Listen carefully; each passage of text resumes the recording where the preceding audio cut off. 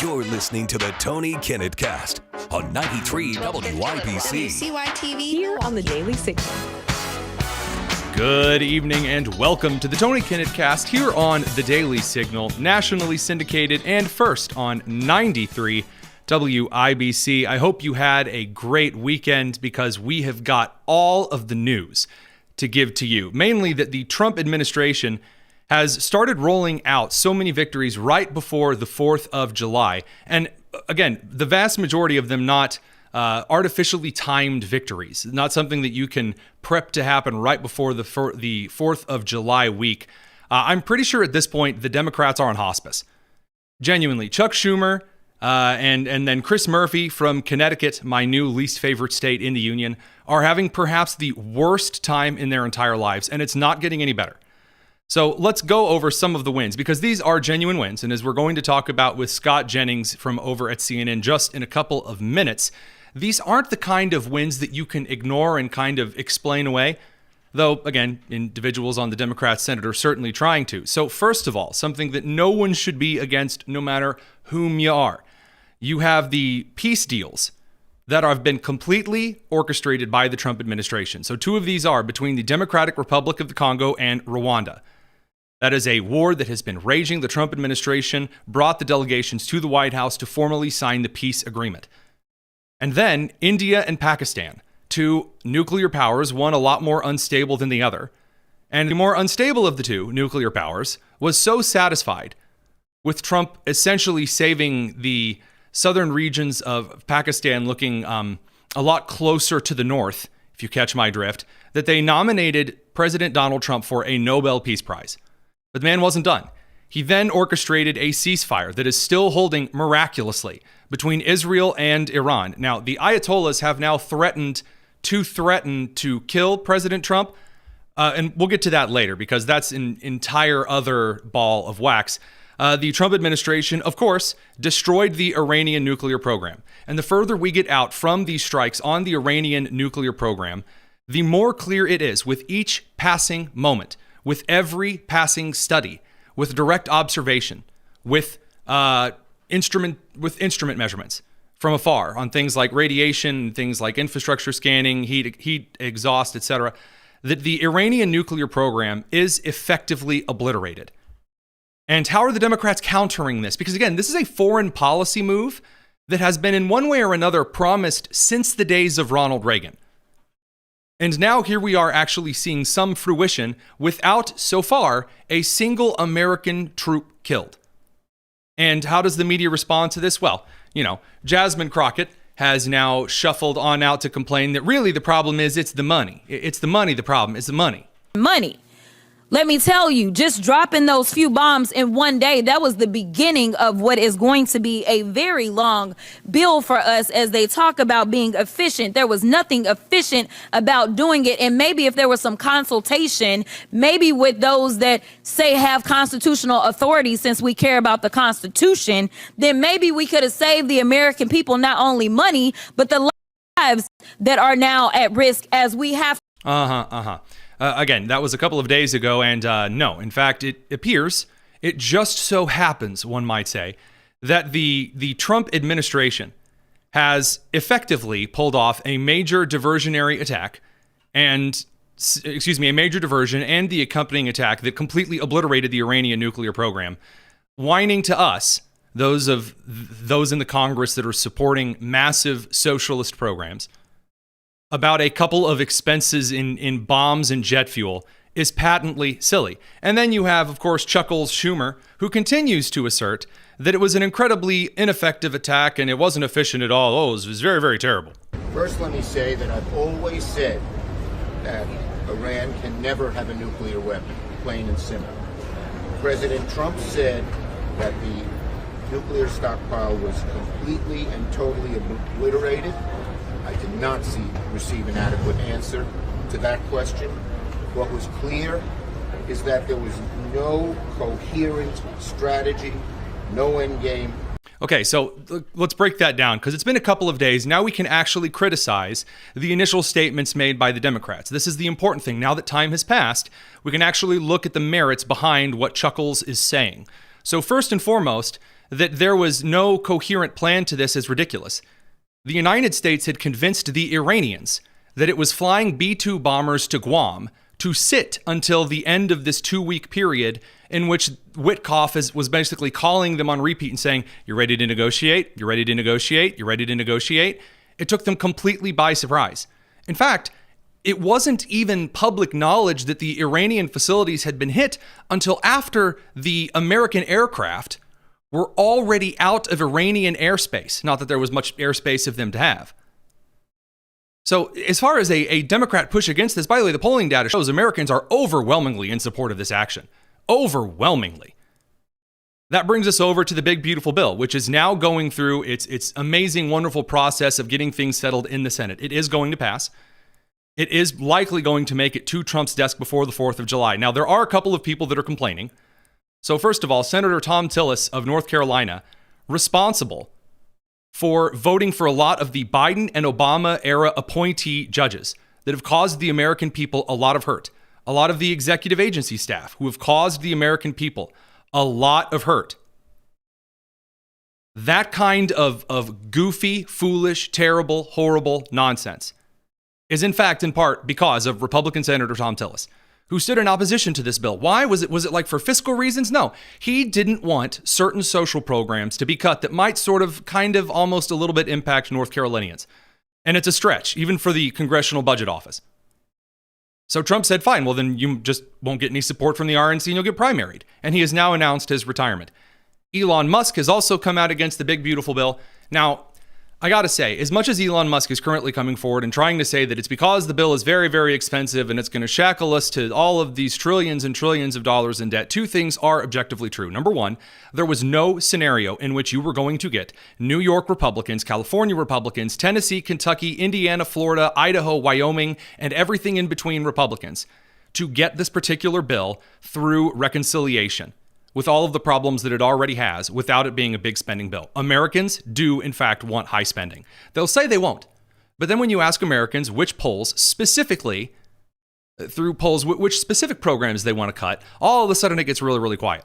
So it was never going to be a big spending cut, as much as perhaps one might like to believe. Number two, and perhaps the most unfortunate truth, is that the core reason it appears that Elon Musk is upset is that the Green New Deal green energy provisions that were in the bill were cut. So because solar fields aren't now going to be expanding across the United States and wasting precious farmland on the federal dime, Elon Musk is very upset because this means that green energy through things like electric vehicles aren't getting subsidies. And I'm sorry, as far as green things not getting subsidies, boo freaking who? Of all of the criticisms on planet Earth, green energy, when nuclear is right there for the taking, I don't want to hear it. I just don't want to hear it. And Americans don't want to hear it either. The stock market is currently shooting upwards extremely quickly because at this point it looks like the Trump tax cuts are a done deal. The other reason the stock markets are shooting up is because the Trump tariffs as a negotiating tool appear to have worked. The tough strategy on foreign policy, not just on the military side, but on the economy side, is in fact breaking a lot of previously unfavorable deals. So China has caved on a lot of things. Trump has signed a temporary trade agreement with them. Canada has also caved. Again, I'll let the administration speak for itself on this one. Okay, I need a calculator to follow all of that. Tariff talks now. Canada conceded late last night on this Digital Services Act. Will you restart negotiations with Canada immediately then? Oh, absolutely. We spoke with the Prime Minister and the President at the G7 meeting. One of the things that the President asked for was that they would take the DST tax off. It's something that they've studied, now they've agreed to, and for sure that means that we can get back to the Okay, what about the EU? Because it came out and said it will continue to pursue it, and Japan will as well. Again, if the Trump administration continues to actually get results from tariff policy, the stock markets are going to go up because trade deals aren't going to normalize. That is, in fact, what the eventual goal will be one way or the other. But the question at hand is whether or not the Trump administration is going to bring those through in a manner that secures things down, most likely by the end of Q3, Q4 into this year. Which means that if the markets are stable, Major win for Trump yet again. Now, from there, we need to look at the biggest win for the Trump administration, bar none, the biggest win for the American people. And easily the thing that is causing the Democrats the most ire on planet Earth, that's the Supreme Court. So we're going to send the radio crew over to commercial. We'll be back in just a second. It's the Tony Kinnett Cast here on the Daily Signal. Now, live stream crew, just very, very, very briefly here. The Supreme Court of the United States is racking up some serious victories over the summer. I said a couple of months ago, in fact, near the beginning of March, that you were looking at Supreme Court summer. SCOTUS summer was on the way, and that this Supreme Court summer was going to be the most consequential Supreme Court summer in maybe 40 or 50 years. And it really does bring me great joy to tell you that I was right on the money. Not in a way so you can say, wow, Tony Kinnett is right. Oh, this is amazing. I'm so glad I'm subscribed. Although you should be so glad that you're subscribed here at the Daily Signal. But at least in regard to the prediction that I made, it was evident that after years of Biden malpractice, and then in the first Trump administration, executive agency malpractice, and the years of the Obama nonsense, that we were going to see a lot of cases brought forward to the Supreme Court with its current majorities. And that ended up, in fact, being correct. So over the last week, the Supreme Court has issued a number of huge rulings.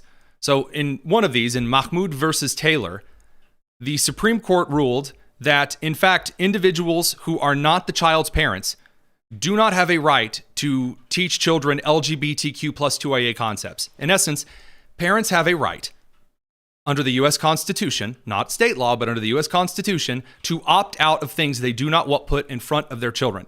Now, the way that CNN broke this news was very telling to this coverage right off the bat. Check it out.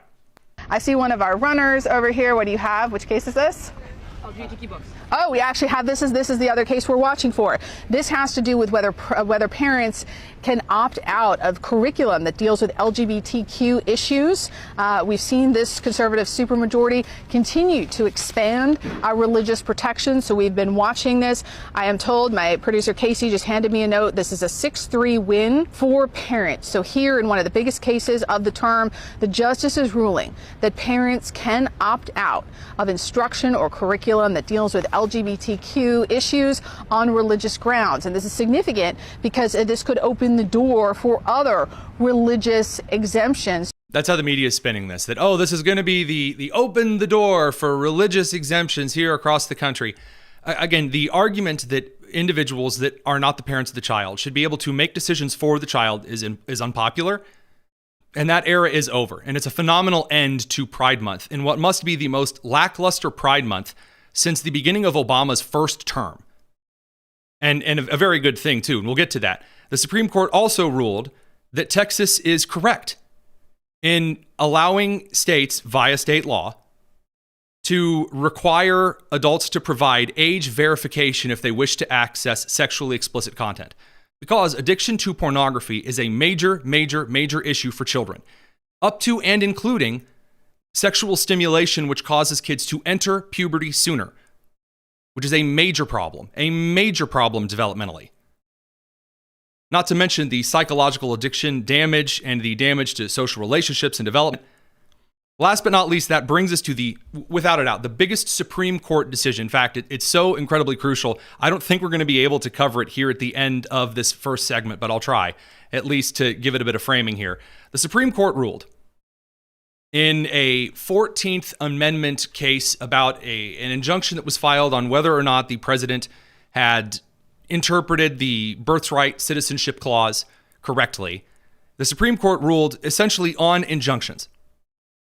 And in the process of ruling on a series of injunctions, has totally changed the fabric of how the United States court system is going to operate. Without a doubt, it's one of the biggest possible victories that could have been scored in the Trump administration. It has some major long-lasting effects. But before we dig into that, and we will touch on that in the third and fourth segments, I promise, we're going to shift over to Scott Jennings over from CNN.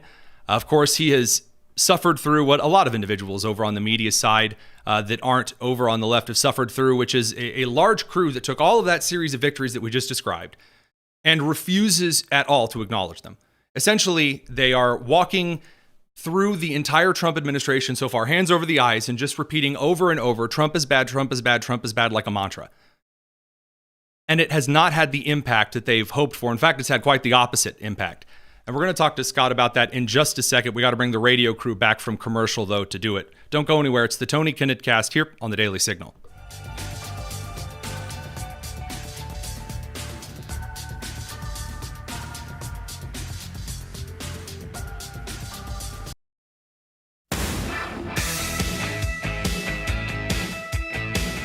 It's the Tony Kinnett Cast on 93 WIBC.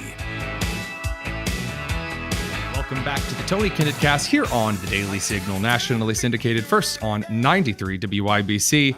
It's not often you get to be joined by the guy that's getting clipped on social media 24/7, and not for crazy, outlandish things, but for things you might call a revolution of common sense. At least that's what he's writing. Scott Jennings, the senior political commentator over at CNN, joins us. And when is A Revolution of Common Sense, your new book, coming out, now that I think about it? Yeah, thanks. It's coming out in November. November the 18th is the current date. And I'm just in the final throes of finishing it up right now, and I'm really looking forward to it. But you can get that thing in November in plenty of time to put under the Christmas tree of anybody who wants to get common sense for Christmas. I promise you it will deliver. Hey, I got to say, that's not a bad offer. But that's one of the things we wanted to chat with you about on air, because it seems that we're in a weird place with the legacy media trying to figure out where to find its footing. They're kind of in the stage of not really touching which ice flows to hop on the river in winter months here. But at least the biggest awkward moment I've seen is when common sense says that there are a lot of things the Trump administration is doing, whether you're on the left or the right, that appear to be working from an objective standpoint. And I can't help but notice how difficult it is for some of our colleagues in the media landscape to admit that consciously. So the standing disposition of the media, and I think the Democratic Party right now, is that if Donald Trump is doing it, it must be wrong. Or that if Donald Trump did it, the results of it must be refuted. Some sinister motive must be found. And nobody ever stops to ask, well, is it working? And in the case of what he's doing on, say, tariffs right now, or on foreign policy, or on immigration, the clear answer is yes, it's obviously working. And there's a lot of data to back it up, and also what we see with our own eyes and ears. And so I think one of the things that's killing media reputation and confidence in the media, and one of the things that's killing the Democratic Party right now, is failure to look at these situations objectively and say, are we dying on every 80-20 hill? Are we saying things to our audiences that they can see with their own eyes and ears is not true, only out of this idea that Donald Trump must be rejected, refuted, or disputed at every turn? I think there's a role as pundits or commentariats and analysts that we try to give our audience a little something that they didn't know, or perhaps a little bit of a prediction based on what we've seen, because they're not steeping in, as I call it, the political bathwater 24/7. They have jobs that require a lot of attention. We're the ones that are supposed to break this down and tell them, again, something they didn't spend 8 hours festering in, to use the analogy.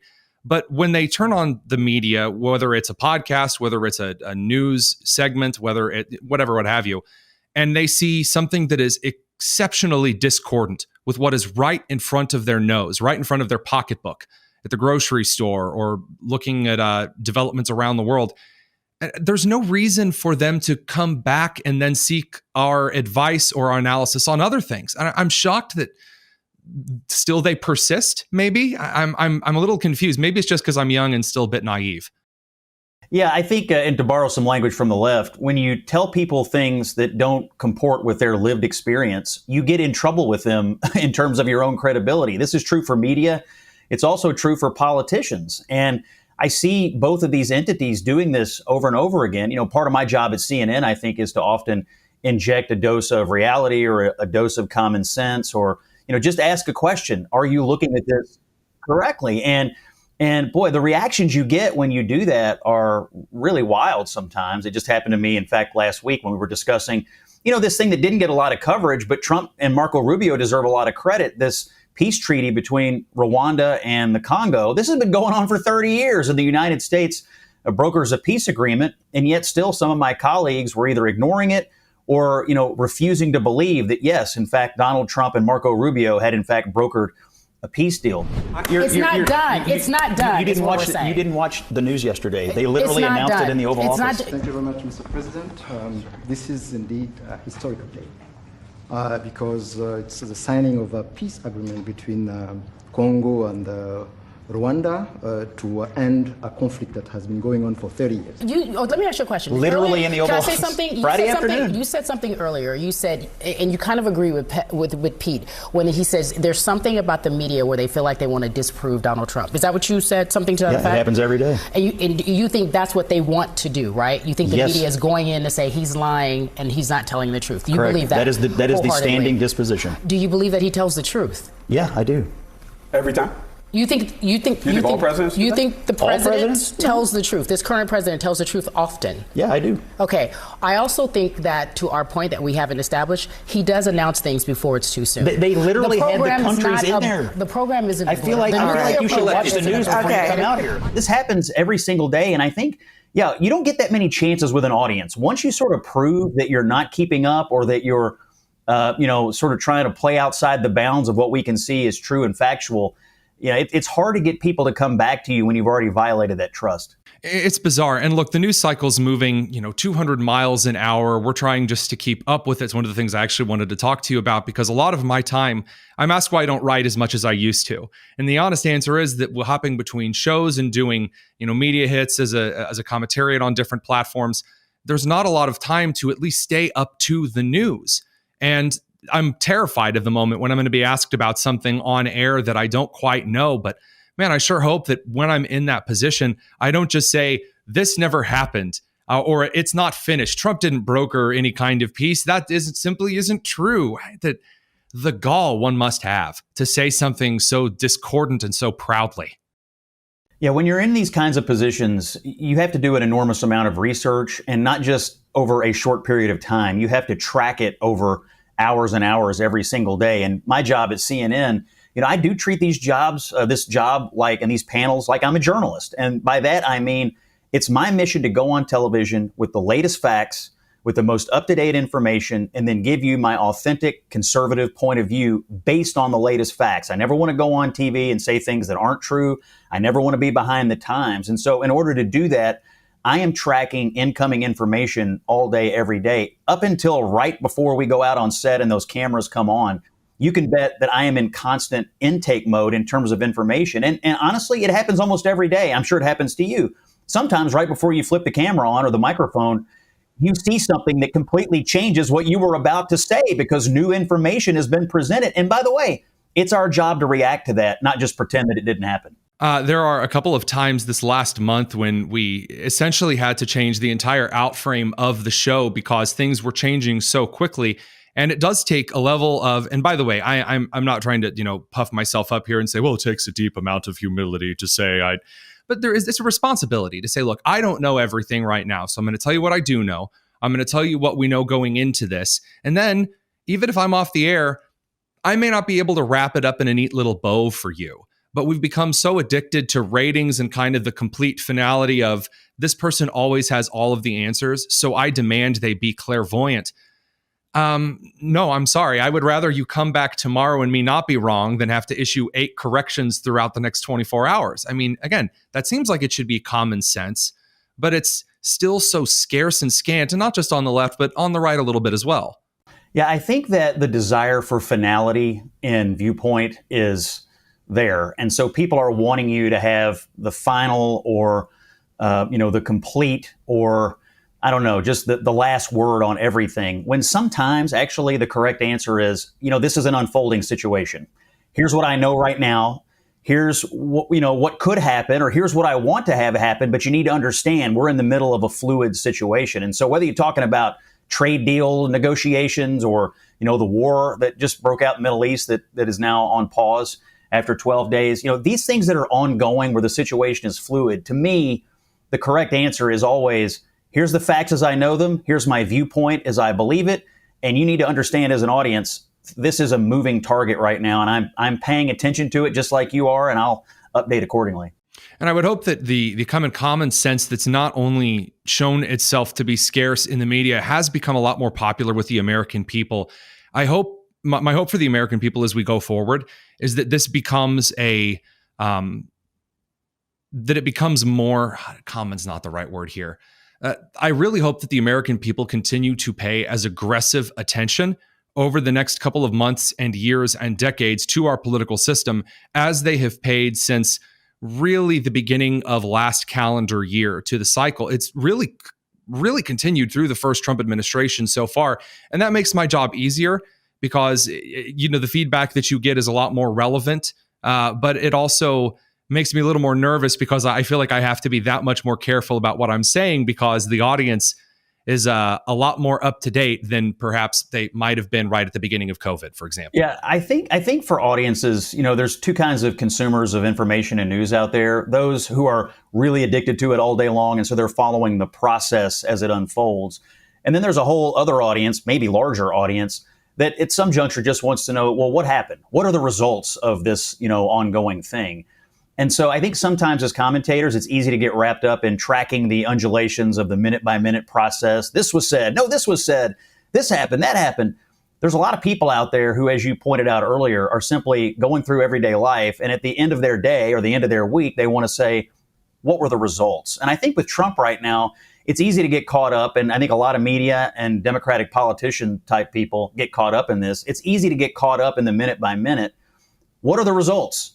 We have some peace breaking out in the Middle East. We have peace in Africa in one situation. We have a stock market at an all-time high. We have the southern border effectively closed at the moment. The results right now, look at the last couple of weeks. He's probably had the greatest 2 weeks in public office that he's ever had. Hang on, Scott. I got to stop you. I got to stop you. Are you telling me that Chuck Schumer going after Mike Lee's Twitter account may not have been effective for the results?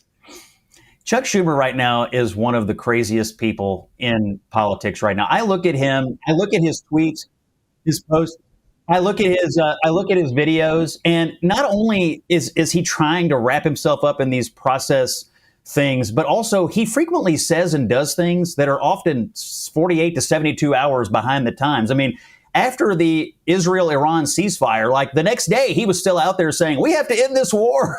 Brother, I hate to break the news to you, but Donald Trump already ended it. It's amazing to watch the Trump administration with this media blitz, which can we just say now on the other side of the first couple of months of the administration, we were making all these predictions after the election with the cabinet that he had chosen, that he was getting worked through the Senate. When we hit January 20th, there was a blitz, and my, oh my, I have never seen an administration essentially just play zone like this. And as a Midwestern fan of basketball, obviously, I'm extremely pleased to see it. But I want to get your perspective here. Now that we're in the summer of the first Trump administration, have you ever seen a presidential administration maintain momentum like this one ever? You've covered politics for ages. Have you ever seen this? No, it's quite amazing, actually, to see. They put a lot of balls in the air, and to see them landing some, others still juggling. Balls in the air, it would make Cirque du Soleil jealous. Yeah, it's quite something. And this is really what my book is about, A Revolution of Common Sense. I started writing it in early February because it became obvious to me that what Trump was doing in his second term was nothing short of storming back into Washington and not wasting any time building an administration that actually best fits his leadership style. So I approached it with that idea.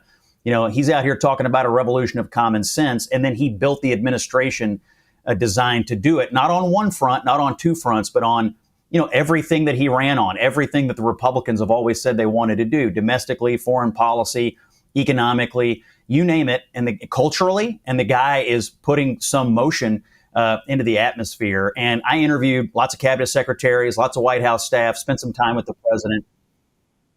And honestly, I think the reason they started so fast and have kept up the momentum is because they know time is short. I mean, once you take office, once you take the Oval Office, your every day that goes by is one day closer to leaving office. It's one day closer to the midterms. It's one day closer to not having as much ability to get things done.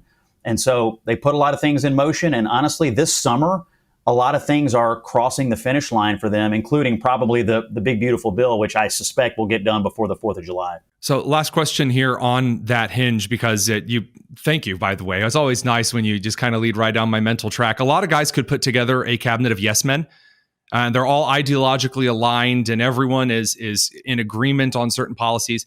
I've never seen the strategy of take the largest group of ideologically diverse people, glue them into the cabinet. And again, many of our colleagues have been reporting throughout the media sphere that, look at the discord, look at the arguing, look at the fighting. And I'm seeing common Americans come to this, the ones that want the results. They're seeing this as a feature, not a bug. You mean arguments in the open about ideas and the results and what people want? The New York Republican and the Florida Republican might disagree. They're a fan of this. It actually it's a more transparent process, perhaps. Yeah, the fact that it plays out in public sometimes, I think, is jarring to the media. Abby?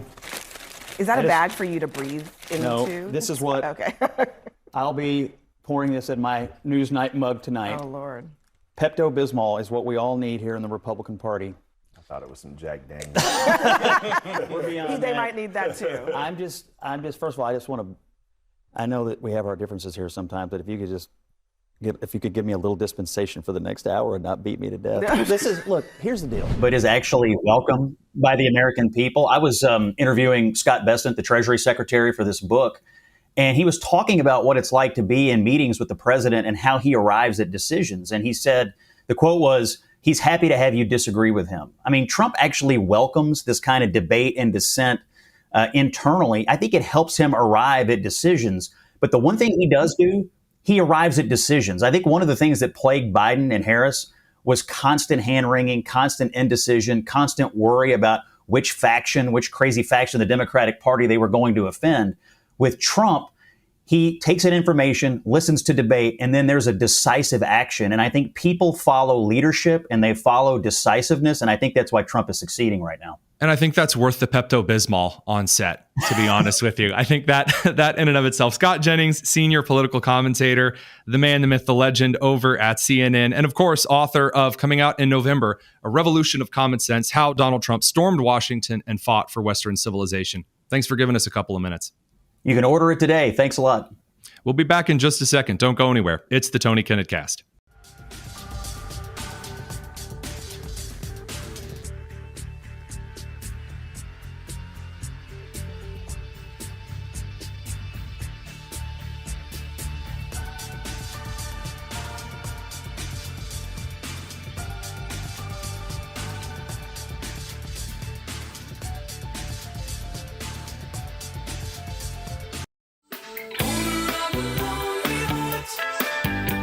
You're listening to the Tony Kinnett Cast on 93 WIBC. Good to be back with you. I got to say, if you are not an absolute fan of the meltdown that is currently happening on the left, perhaps I can, show you why it's just so stinking hilarious. Right now, online, which is a terrible place to be at any given time of day, there are senators, representatives, media hosts galore that are clutching every set of pearls that they have because the Supreme Court of the United States, finally, after being poked and poked and poked by those on the left, with the activist judges that Chuck Schumer openly admitted we're just going to throw out injunctions to stop Trump doing whatever it was he was doing.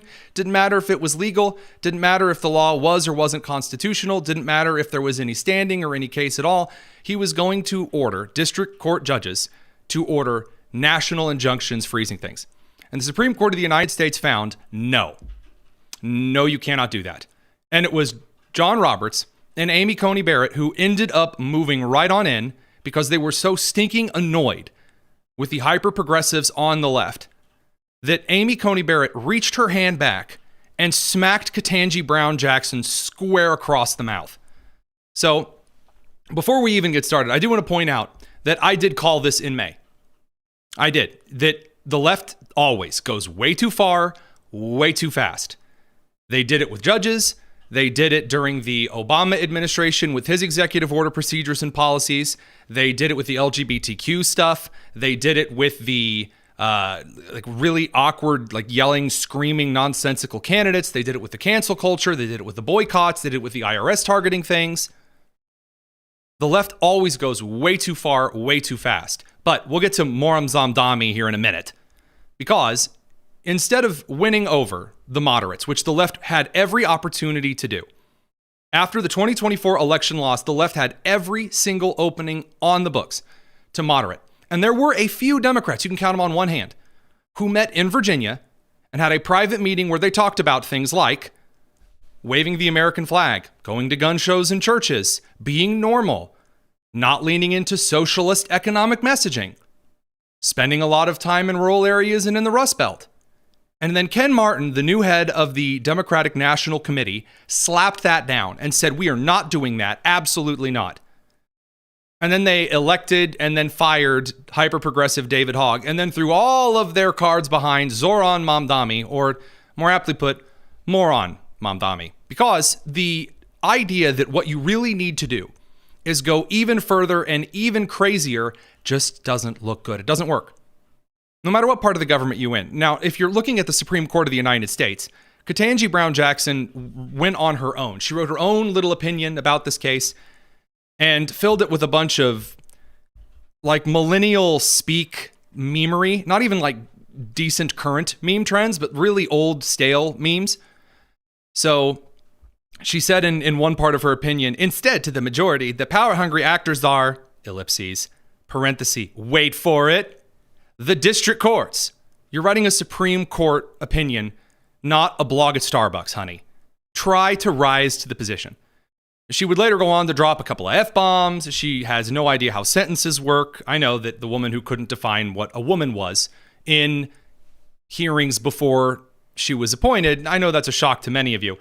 She said, I view the demise of the notion that a federal judge can order the executive to adhere to the Constitution, full stop, as a sad day for America. Okay, the words full stop mean that you are done speaking that particular sentence at least. Full stop. There's no other explanation. Really, it means the end of the thought, that the point has been made, that's done, this is the final point, it's the largest point, full stop. Ketanji Brown Jackson has no idea what that means. No idea. It's really embarrassing. Now, Amy Coney Barrett did reach back and backhand Ketanji Jackson right across the mouth. Deservedly so. She wrote, we will not dwell on Justice Jackson's argument, which is at odds with more than 2 centuries worth of precedent, not to mention the Constitution itself. We observe only this. Justice Jackson decries an imperial executive while embracing an imperial judiciary, which simply means she's all about crying that Donald Trump is a king, and that if Trump does anything at all, if he blows his nose, that's an act of kingly fascism. But yet Jackson wants to rule the country by fiat and give those over her general purview ultimate authority to order the entire executive branch of government to do whatever they want. And of course, she criticizes Jackson for calling any type of deep understanding of the Constitution legalese or mind-numbing technical query. The Supreme Court of the United States, including Chief Justice John Roberts and Amy Coney Barrett, the more moderate members of the court, are done. They are tired of the left going further and further and further and acting as stupid as humanly possible in the process. And this all, believe it or not, culminates in the shooting to stardom of a New York assemblyman who beat a pervert for the New York City mayoral position, as though that's some type of a grand achievement. I know, I too am shocked that Andrew Cuomo, a guy known for killing old people and grabbing his interns, like a certain other president, did not in fact enamor the New York City population, and that the young socialists and, well, let's just be completely frank here, wealthy white women elected a genuine communist. We're going to talk about the new updates on this. The media is having a real moo cow about all of this. So stay in touch over on the live stream. Radio crew, we'll see you in a second. It's the Tony Kinnett cast here on the Daily Signal. Sorry I said moo cow. Raising a toddler, you're used to no longer saying cow. You're used to saying moo cow. Sorry about that. Yeah, I'm glad I'm getting comments and messages about this. Parenthood, folks. So the weird obsession with Zoran Mamdani on both the left and the right, I find very fascinating. I have been encouraged that we should just do the entire show just, beating the communist. Don't get me wrong. I am one of the first people more than happy to tell communists to face the wall. But that's not, I think, anything super new and interesting. Communists have always been awful. To quote Ketanji Brown Jackson, full stop.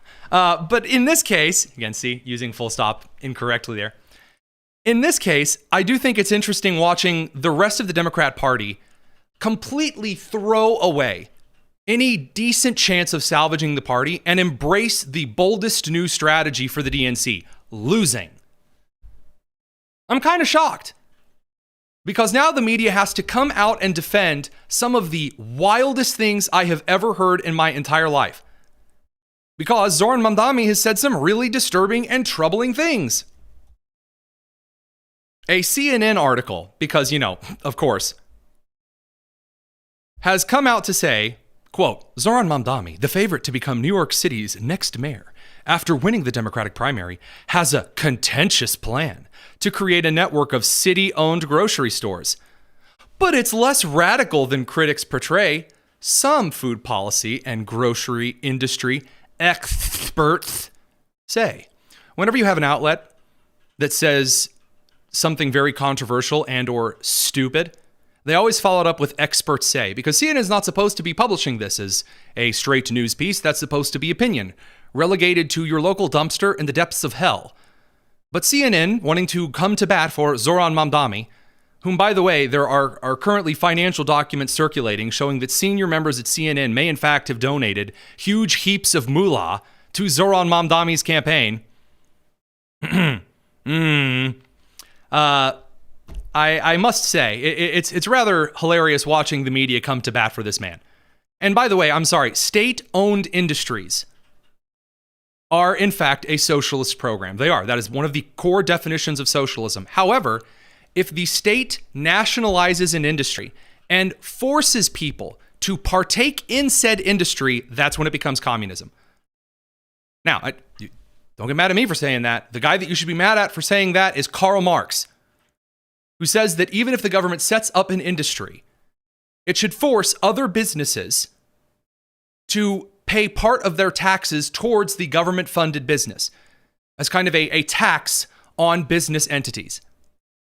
Now, I gotta tell you, and we gotta bring the radio crew back in. We'll continue in a second. It's the Tony Kinnett Cast.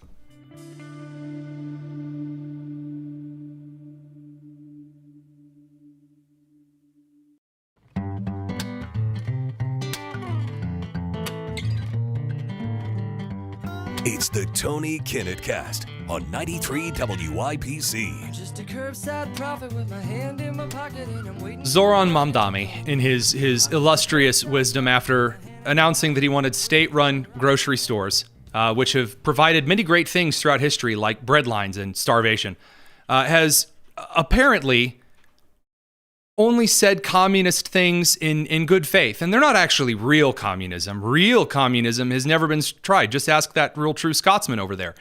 So CNN, of course, had that article saying, well, it's actually not that bad of an idea. There was another article that was brought forward. I believe this is from The Times, saying, in the days after our interview, the New York Police Department's Hate Crimes Task Force announced they are investigating threats made against Mamdani by an unidentified man who called Mamdani a terrorist who is not welcome in America. None of this is new for him. He's had to deal with Islamophobia since 9/11, when he was 9 and had been living in the city for just 2 years. So here's what we're going to get. So he's a horrible individual who espouses and says horrible things, and additionally has really horrible and terrible, historically failed plans for the city. But the Democrats are going all in on this guy because, see, he ticks off all of the little demographic boxes. See, he's like a pro-jihadi, pro-Hamas Muslim guy who's, of course, shouted globalize the Intifada and, called for the murder of people around the world, thus by using that phrase. But I mean, come on. Think of the Islamophobia he had to deal with after 9/11. It's just the Norm Macdonald tweet. So before he passed away, and actually this is back in 2016, Norm Macdonald tweeted, "What terrifies me is if ISIS were to detonate a nuclear device and kill 50 million Americans, imagine the backlash against peaceful Muslims." Pretty on the nose there, Norm. Now, the media did finally do their due diligence. So a round of applause here for the media crew, who just asked him straight up on NBC's Meet the Press, hey, are you a communist? And, well, of course, when you're asked that, certainly the only things that can come out of your mouth are such truthful goodness. Ask you about what Donald Trump, the president of the United States, has had to say. He's had a lot to say about your campaign. He called you a communist. Because he's the president, I want to give you a chance to respond directly to him. How do you respond? Are you a communist? No, I am not. Oh, thank God. Boy, I was really worried for a couple of minutes there, and then he said no. I have already had to start to get used to the fact that the president will talk about how I look, how I sound. Oh, how I look, how I sound. So again, he's immediately going to pull the victim card. And by the way, there are individuals who are writing articles about this guy's really terrifyingly disturbing beliefs. And they are using his full name, Zoran Kwame Mamdani. And there are articles already saying they are trying to Barack Hussein Obama him by using his full name. And this is the part where I must inform you. He writes his own name on his social media profiles as Zoran Kwame Mamdani. You can't come out and go, oh, they're making fun of him because of how he looks and how he talks. No one has criticized how the man speaks, except he puts on different accents depending on where he is. That has nothing to do with your color. That has to do with the fact that you feel the need to, I guess, simp to groups who speak differently than you do, which is really weird. Shout out to Jasmine Crockett and Hillary Clinton and Kamala Harris. Joe Biden and the breakfast tacos, probably, at this point. So from that point forward, we have to look at the claims. Because, sir, he says he's not a communist. He's never said anything that communists talk about, like seizing the means of production, right? What the purpose is about this entire project. It's not simply to raise class consciousness, but to win socialism. And obviously raising class consciousness is a critical part of that. But making sure that we have candidates that both understand that and are willing to put that forward at every which moment that they have, at every which opportunity that they're given. We have to continue to elect more socialists. And we have to ensure that we are unapologetic about our socialism. There are also other issues that we firmly believe in, whether it's BDS, right, or whether it's the end goal of seizing the means of production. Wait a second here. Did he just call for seizing the means of production? Oh, but wait a minute. That's like the tagline of communism. We firmly believe in, whether it's BDS, right, or whether it's the end goal of seizing the means of production. Well, hey, good sweet grace.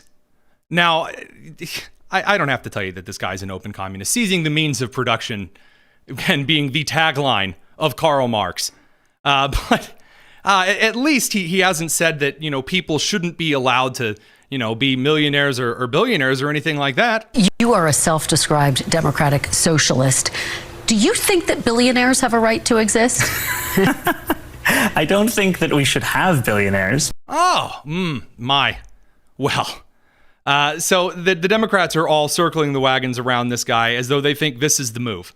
This is the guy they're going to go with. And you have goofballs like Chris Murphy, who have decided that in the record lows for the approval ratings of the Democratic Party, for the approval ratings of Democrats in Congress, Chris Murphy has now stumbled forward to say what the Democrats really need at this moment is to campaign just like this guy, this banner man right here. There are certain things that he stands for and says that I don't agree with, but I think you have to pay attention to the fact that you had a candidate in New York City that was talking every single day about the cost of living. And yes, because if there's one thing socialists have remedied over the course of history, it's the cost of living. He was proposing really big, sometimes radical ideas to just state-run grocery stores. It's just a really big idea. Seizing the means of production. It's just kind of extra large. Take power from folks who have way too much of it, like the big. Yes, take power from others and give it to the state. Yeah. Throw a little Kristallnacht in there, maybe a little Sieg Heiling. Come on, it's just a big idea. Realty companies that are jacking up rents in New York City and transferring it to regular people. He did have a laser-like focus on cost of living. I do like how he endorses rent control there. Oh, man, they're just jacking up rent prices artificially just to hurt people, man. They're just trying to shiv them right in the spleen. Not that, building in New York City is heavily restricted. You're not allowed to build new housing. You're not actually allowed to do anything regarding certain kinds of renovation in the city. And I mean, the last time they tried rent control in the 70s, they were burning buildings down to get the insurance money, but... On shifting power to people who don't have enough of it. And I think if the Democratic Party, writ large, spend as much time or as big a percentage of our communications time talking about the cost of living. There it is. Here you go. We're going to get the comms arguments, all about the comms. As Mamdani did in New York, we'd probably win a lot more elections. Okay, now this is my favorite thing that Democrats say. So you'll have someone come forward after they get spanked in an election, after they are getting obliterated in the approval ratings. Again, Trump's already around his ceiling on the approval ratings. Trump is never going to go above about 48 to 51%. That's just where he's going to stay because a lot of people don't like him. The Democrats are finding new lows. We're finding basements to approval ratings. Like walking into a house and going, this thing's got a basement? And it's just the Democrats' approval ratings down there. I am once again asking you to lower our approval rating down to 5 or 6%. And you've got the Democrats saying it's just a messaging issue. I mean, sure, saying we needed to trans the children and destroy their economic livelihood, that was kind of a problem. But maybe if we did that and we also threw in seizing the means of production, that's going to rev Americans' engines up and get it going down at the local bread line. Incredible. Believe it or not the dumbest thing that Chris Murphy, well, it may be the dumbest thing that Chris Murphy said. That might be a little unfair. We're going to continue on this over on the live stream. Fine. We'll do a little bonus tonus over on the live stream. So take care, radio crew. It's the Tony Kinnett Cast. I will, just for you guys. I will sling over what must be one of the dumbest coping mechanisms I've ever watched someone going through the 7 stages of grief break down into on live national network television. Again, back with Chris Murphy, because when it comes to being a horrible state, Connecticut delivers. And we're going to talk a little bit about illegal immigration. Border crossings are at a record low. Do you give the Trump administration some credit for that? And are you, when you look at those figures, do you think things are moving in the right direction, at least in that regard, Senator? No, I don't give them credit for that because border crossings are low because they're violating the law. Border crossings are low because the Trump administration is violating the law. Oh. Every day. So we have a law in this country that says if you are fleeing terror or torture from another country, you can... Okay, yep, we do have a law on migrant policies. Keep going. Come here and apply for asylum. Stop. If you are fleeing persecution, you may in fact come to the United States to a port of entry. Amazing. A port of entry. And in fact, your loved ones can then come to this fancy, amazing new piece of technology called a port of entry, and then you can apply for migrant status. I know, it's brand new, fresh off the line. They've only been around, ports of entry have only been around in Western civilization for about 450 years. So fairly new, may not have heard of them. The Trump administration has suspended that law. They are not allowing anybody to come here to apply for asylum. Not true. We are, in fact, still taking people at ports of entry to apply for asylum. Murphy would know this. He's supposed to be on the committee that deals with this. But that would also require Murphy to be literate. And as you and I know, the man could not do his ABCs on a good day. We wrote that bipartisan bill last year to reform the asylum process, to make sure that only the right people are coming in. The asylum process was not rewritten under the bipartisan bill that was supposedly thrown together in a wonderful way during the Trump administration. It did not. It kicked the can of illegal immigration reform down the road permanently. And that we judge those cases expeditiously at the border. So it's true, there are very few people crossing on a daily basis, but that's because the Trump administration is violating the law. And it should matter to every American that on so many facets, the Trump administration doesn't care about the law. So I got to tell you, we're going to have to change what Murphy's Law means at this point. It's not just what will go wrong is going to go, or what could go wrong will go wrong at this point. It's if Murphy speaks, you can be rest assured that everything is going to go wrong for those around him. This is, even with Democrats, illegal immigration is not a winning issue to sit on. It's not. The Biden team saw this back before, well, he was rolled over into hospice. It is not unusual for any politician to recognize, like John Fetterman has, that you cannot simply say throw the borders open, even if, they set American women and children on fire, even if they take over apartment buildings in Aurora, even if they murder cops in New York City, even if they commit violent crime, even if they are Iranian nationals that slip through the border and now have to be worried about as potential terror cells. Not to mention smuggling in fentanyl and, of course, women and children. Because remember, one of the biggest problems is that slave labor. Can't get rid of that, God forbid. So when you look at the situation the Democrat Party is facing, it is 100% without any doubt a problem of their own manufacture. Each and every time, without condition. Because you don't have to do this. You don't have to do this. You can criticize the Trump economic policies. That's what some people on the right are doing. You can criticize how the Trump administration is working on immigration issues. Some people on the right are doing that. You can go after certain members of the cabinet. That's what some other members of the Trump cabinet are doing. But right now, the big coalition in this country is almost universally focused on advancing certain policies. And in the meantime, the left has made it their deepest, purest passion to support the LGBTQ plus 2IA group. Of course, Pride Month finally over. Had a lot of excellent showings here. I want to see if we have this clip ready because it's just horrible. Okay, here's New York City, public pride event. A bunch of naked people walking around. There are children in that crowd. Those are grown men. And then someone in a wheelchair walking naked out and about because, pride in front of children. So the passion is behind that. And the pro-jihadist, globalize the intifada and of course, other really horrifically horrible things because Islamic terror is a staple of such culture. And then, of course, the socialism and the breadlines and the seizing the means of production. Yes, I am certain that what America wants after all of this time is to double, triple, and quadruple down on that. So by all means, to Democrats, please, you keep doing what you're doing. We'll continue having stuff to make fun of. However, we will be back tomorrow. I think that's about the end of our coverage this evening. So take care. Liking and subscribing helps us out, of course, but leave us a comment. We'd like to hear what you think of the show and what you would do with the Democratic messaging at this point. That's something I'm always curious what people think the DNC should be up to at this point. We'll see you tomorrow. Same great time, same great place. It's the Tony Kinnett Cast here on the Daily Signal, nationally syndicated and first on 93 WIBC. Take care.